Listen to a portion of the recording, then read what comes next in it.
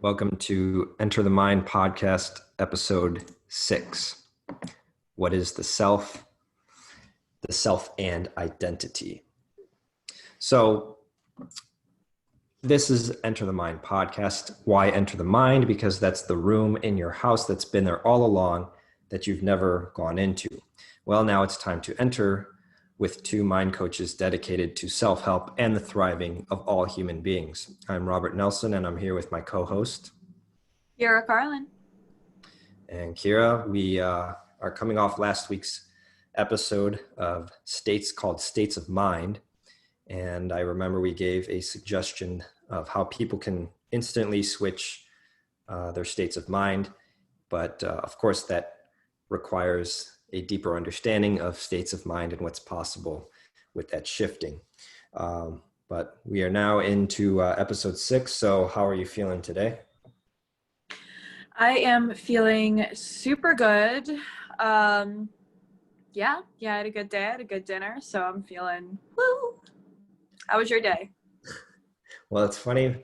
You probably didn't even mean for that, but that's a perfect segue because dinner has an effect on our emotions, I think. Food does. You know what I mean? And lately, I've always thought of myself as like, oh, I'm emotionally like cool and calm, that no matter what. But I've realized lately that this condition that people call hangry, being angry when you're hungry, like that's right here. One person in the room right here has that. But yeah, so but it ties into a bigger picture. In this podcast, season 1, we've been developing sort of, just improvised in an improvised way. You and I have kind of come upon this model of the mind that we refer to as the conveyor belt model, right? So this is different ways of thinking of the mind. This is big picture. And one of the, another really important aspect of the mind is that it's what I call biologically contingent or biologically dependent, which means like if you don't get enough sleep, your thoughts and your emotions are going to be off, right? If you don't get enough food, your thoughts and your emotions are going to be off. And so it's this weird interaction between the physical and the seemingly non-physical, like our emotions, our mind, okay? Now, I'm going to draw a connection between that and today's topic. Today's topic is the self and this question of like, what is our identity, or the mind and identity? All right, if we take this question of what is the self, well, right off the bat, why don't I pass it to you, Adita? What do you first think of when you hear the self? Well, when I think of myself, it's kind of funny. I think of myself outer. Like I think of like the self, like myself, like who I am, like myself. I feel like like a self is something that is outer. I feel like that's like what comes upon me. But then like, you know how we have like our higher selves, or like, you know how they say like I and myself aren't the same person? It's like if I can control myself, then who is myself? So I feel like I would be more spiritual wise, like your spirit, and then self is outer. So that's what I see in self. I think you hit the $1 million question, and I want to repeat that. This is what I've heard over and over. This is the way out of the identification with the self, which I think is ultimately an illusion. And there's a good book about this by the neuroscientist Sam Harris, and it's called Waking Up. But this guy's super smart, very logical. I enjoy his speech. Like, so if you go to YouTube and you just listen to how he speaks, I think that would be worth your time. But Okay. in the book, what was that? I said okay. Oh, yeah. um, in the book, he raises that same question that you raised. Like, if um, if your thoughts are here or whatever, like who's thinking, who's realizing that the thoughts are there, who's observing the thoughts, right? You know, and that question really helps you to kind of distance yourself from the mind. And that I think actually that would be one of our goals of this podcast, is for listeners to be able to separate themselves, to divorce themselves from their own mind, and to stop identifying with it. Now, this is a hard thing to do because our language, every little turn that you take in the English language, or I don't know how it is exactly in other countries, but in everyday language, everything is stacked against that. Everything is stacked towards identifying your with your mind, right? So when we say "I am hungry," right, that makes a statement of hunger, and then my identity. I am hungry, right? And it's this strange. It's strange that we use the verb "am" to describe a temporary state. Wouldn't you say? To say "I am hungry," why would we use the word "am," which is a conjugation of the verb "to be"? Why would we say that for such a temporary emotion? A little something just went off in my head. So if we're talking about the identity, and the identity is always changing, then maybe that's a part of learning how to let go and like how to change, right? Because like I know that I'm not hungry, you know, like my name is Kyra Carlin, like I'm not hungry. You know, I'm not hungry, right? So but at that moment I am Kyra Carlin and I'm also hungry. So it's like how can this be said? It's like it's something that's temporary, but I think that we use the whatever it's called to be. I'm so not good with those words. So to be, you know, am, then it explains how we can submerge ourselves in temporary actions. So it's like if I say I'm tired, you know, like it's like I am at that moment tired. So I can, that's my identity at the moment. So I'm going to immerse myself in that.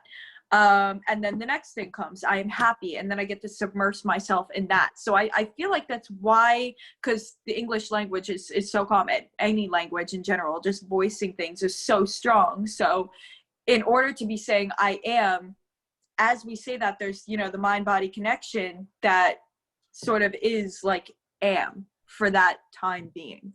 Did that make sense? Yeah, I think that's a perfect rebuttal to the point that I was making, and I think that I like that way of looking at it. To say I am hungry, although yes, it kind of does. You can look at it one way, as I was saying, that that you're falsely identifying with the hunger, or you can look at it the way you were saying, which is you're not falsely identifying with the hunger. You truly are acknowledging that at that moment that's what your identity is, and that which rests on the foundational assumption that identity changes with every moment. And so there's nothing philosophically wrong with saying, I am hungry, because, there's nothing wrong with that philosophically if you view the identity in the first place as constantly changing and temporary, Mm-hmm. which it really is.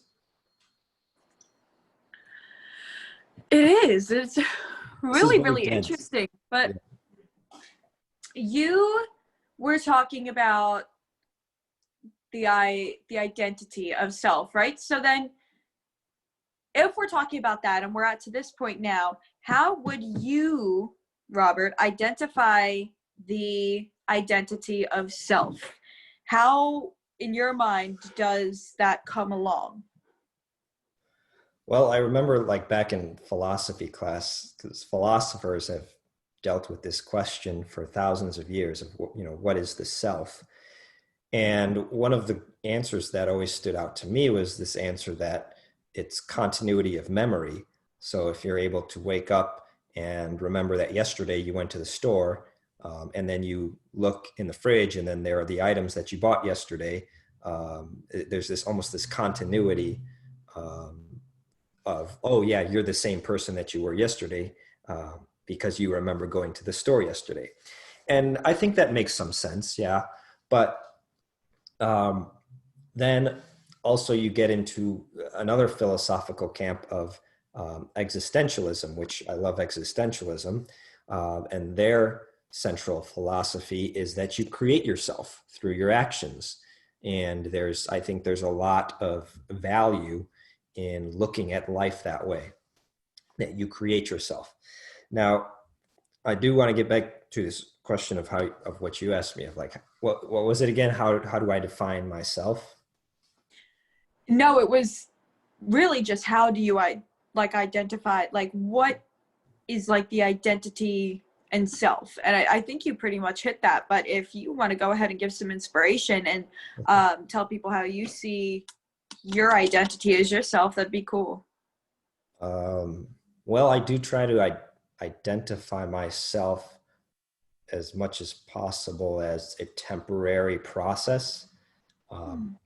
and I like to think of myself that way.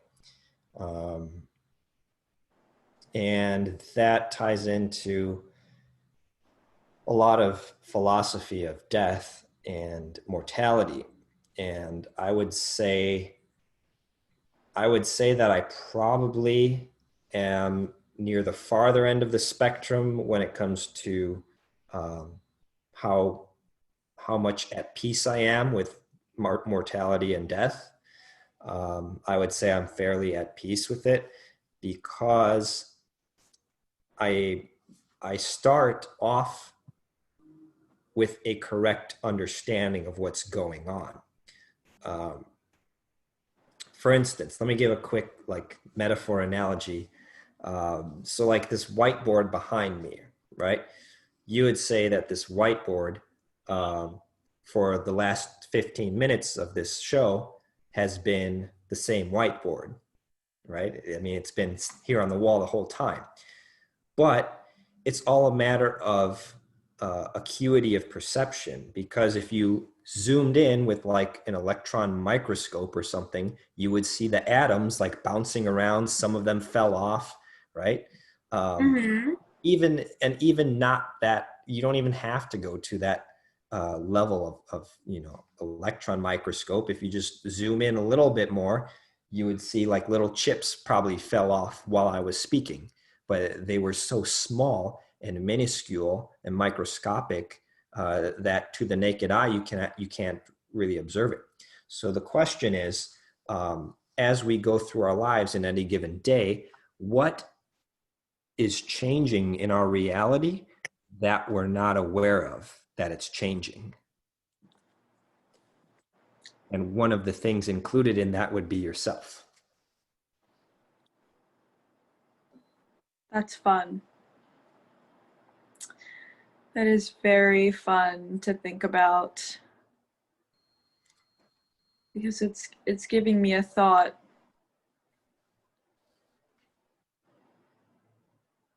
That is something that I definitely want to think on. I don't even have the information in my brain right now capable of answering that. That is that's something really cool to think on. And I feel like with more information thinking about that, that could actually be a really interesting, wow. It's trippy, right? I love that. Yeah, I think you think of the best stuff. That's super. Yeah, I don't even have anything to say to that, Robert. Well, let me That was add so another good. example then. I mean, like for instance, but it comes back to pragmatism, right? Which is a whole other philosophy of being just practical. And like, for instance, my car, right? I have a car that I drive, and every day, obviously, it a little bit of it like breaks away. Obviously, the tires, some of that wears away, and then you have to replace the tires. Um, Obviously, part of the paint chips away every day. Um, and so the car is constantly changing every day. And yet, I still, for all practical purposes, refer to it as my car. I don't say, oh, the new car that I have today, because it's not new. I don't go to the DMV website and try to re-register my car because it's different from yesterday because a little paint chip fell off, right? When I'm communicating with the DMV, for all practical purposes, I drive the same car. So it's really a tool for communication and categorization of our environment. Now, when that takes the bridge into human beings, now it gets sticky because yes, you and I kind of, compared to last week, we seem to be like the same people, right? We're speaking similarly. Our voices sound similar. We look similar to last week. And yet things about us changed, no doubt. We're constantly evolving, not just physically, but, mentally. Personal growth happened, and I'm sure. And yet we still use these labels. That's why we have to be very, very, very aware of language, right? So if we say, oh, here's Kyra, here's Robert, that is a little piece of language that, while it's very practical and useful, and like people are going to understand what we mean when we say, oh yeah, Kyra's over there. Okay, yeah, she's not here, she's over there, right? That's how we communicate. That's how we get things done. But I think that if we're going to be intelligent about the mind, we have to understand the illusion of it, right? There's a lot happening that our language does not acknowledge is happening.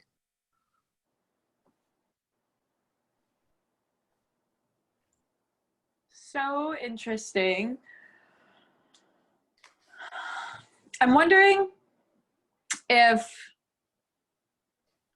so are you saying a car, a human, a car gets paint chipped and like the tires wear down a little bit, maybe there's fingerprints on the window, but you're not going to go and register it because it's a new car, right?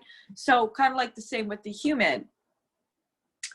We, self-development takes place, we evolve, maybe we fell on the sidewalk, got a bruise, maybe we got our toes done, so, but I'm not going to go and get a new social security card tomorrow because like I'm a new human, we're both, it's something's new, something's not, but like there are things that happen in a human's life, and it definitely comes down to actions. But question, do you think it's possible for, let's say, somebody with PTSD to still be holding on to an identity back of when something happened? Or, is that possible? Why people could be having trouble with their quote unquote identity?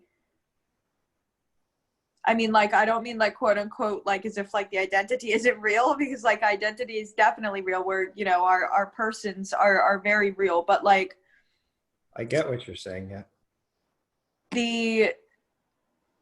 Is it possible for them to be stuck in an old identity and not be able to move on until they realize that their identity is new, like because they're like living in the past. Yes, I'm glad So you. like say like when the car got a ding, like the car got the paint chip, you know, the car isn't gonna cry every day and hold on to an old identity, you know, it's like because it got a paint chip. And like the human, you know, some humans can stub their toe 2 years ago and still be living in that frightened identity. So Right. Yeah. yeah. Wow. Yeah. There's so much richness there. And that speaks. So one point to make is that it speaks to the power of our mind, is that we can think back years and years, um, you know, to an event that happened a long time ago. That is something that the human mind can do that, let's say, probably the mind of an alligator cannot do. So you don't have alligators going around, you know, complaining that, you know, 5 years ago that other alligator took my spot on the next to the lake, and I'm still upset about it, and that's why I'm not going out and catching fish the way that I should be fulfilling my potential, you know. But we do have that problem as human beings, people not fulfilling their potential because they hang on to that stuff. Now, that being said, let's talk a little bit about trauma. Trauma, we have to acknowledge that it's in varying, there you go. How do you transition from something hilarious to something serious like trauma? It's just so funny. So trauma, look, so there's varying levels of it, right? Well, this is because this is going to be a little more serious topic, but this is a really good point that I want to make. Okay, so there's really, really bad trauma, and I've worked with the most severe cases, right? I worked in a facility in Illinois, where I lived, where that had the like if you think of, you know, what's the worst possible trauma that could happen to a human being, I worked with those individuals. So it goes anywhere from that to anything like someone honked at you because you didn't go right away when the light turned green, and so someone honked at you yesterday and now you're still feeling bad about that. Like that's like at the other end of the spectrum, which is like the lightest form of like trauma, right? So there's humans experience everything in between. So now this question that you raise of when human beings suffer, is it true that sometimes they're suffering because they're just hanging on to this old identity? I think there's some truth to that, yes. Maybe more in the mild forms of trauma. I can think of, let's say, someone that was bullied in school or whatever. They might hang on to this identity that I'm not, that I'm not deserving, I'm not popular, this or that. Maybe someone who was told that they were ugly or unattractive. Maybe they've used that to get themselves in shape and look amazing, and yet part of them hangs on to that old identity of an ugly person. And so for the cases where that's true, then the answer is yes, you need to let go of the old identity and acknowledge the possibility of creating yourself right now and creating a new identity. And that will be easier if you have a philosophy of impermanence when it comes to identity, that identity is constantly changing, like we've been talking about. If that's the foundation of your philosophy, then you will have an easier time creating yourself. That's a very existentialist philosophy. Okay.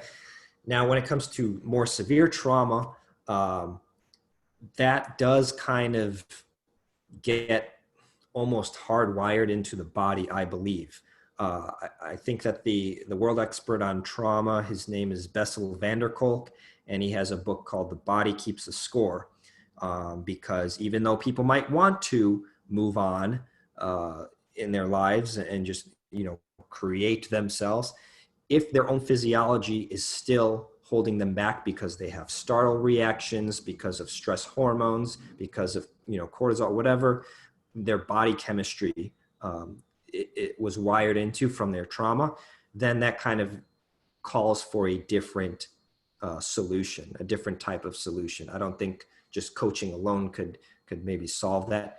But if you get what I'm saying, there's kind of like two different possible scenarios. Nonetheless, even those cases where it is biologically wired, that still supports this philosophy I'm talking about, which is that we as human beings are dependent on our biology. Like, we are systems that are constantly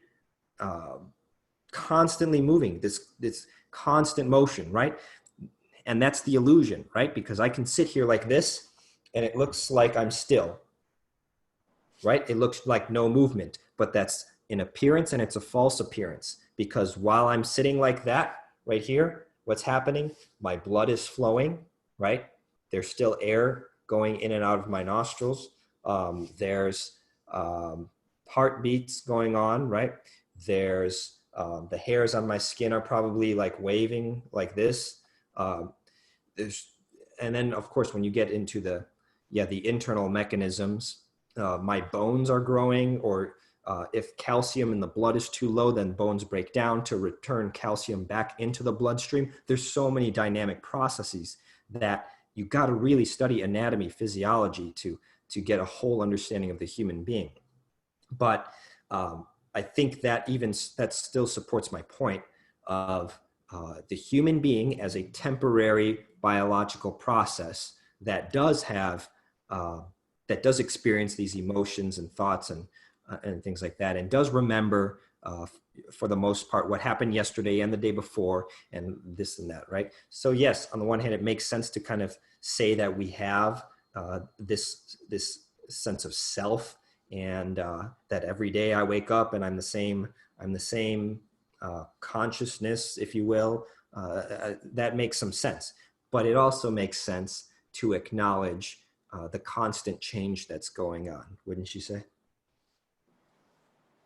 Yeah, I definitely agree that acknowledging the constant change is something that is going to keep you in your present identity. And if you block that out, if you block out your awareness of what you're doing every day, and also if you really agree with the law of like the 12 universal laws, one law is like the law of reciprocity or something. So everything you do has an equal and opposite reaction. So it's like, it's going to, bounce back to you. Meaning if you are acknowledging who you are today, you're going to put that out. Well, boom. The law of reciprocity says you're going to get it back, and it's going to be equal, but it's going to be, it's going to bounce back to you. So that's one of my actually favorite laws that I've been thinking about. And so it's like when when you change and you acknowledge like who you are, it's going to come back to you, and it's going to keep coming back to you every time that you perform the action. And if you keep that at the front of your mind, then it's more like blockages removed. So that way, you can gain momentum in this new identity that you are taking acknowledgement in. Like with your habits, I mean, Robert, did you have the same habits that you have now 5 years ago? Or like, have you gotten new habits, Of course, yeah, always getting new habits. Yeah. So once you can't get any better in life, you can't level up in life unless you acknowledge that you have changed, that you do have different habits, that you aren't the same friends with people from a long time, that you think different things. Maybe you're working on new projects. You overall are not the same person at all. Especially if we want to get, a little trippy, you can look back on the person from yesterday because you're not that person. You are now separate from that person because that's not who you are anymore because you've changed. So, Yeah, pretty much acknowledging who you are now, I think plays a big role, big role in making sure that you're not living in the identity of who you used to be. Yeah, totally. I think there's a lot of room for creation. And I think that these abstract concepts are like really fascinating, especially um, what you were speaking about, the law of reciprocity kind of reminded me almost like the law of karma, or like this belief that somehow like what you put out, the energy you put out, the vibrations you put out kind of come back to you, um, which does beg the question of, how does that happen? What's the mechanism of action, the science behind that?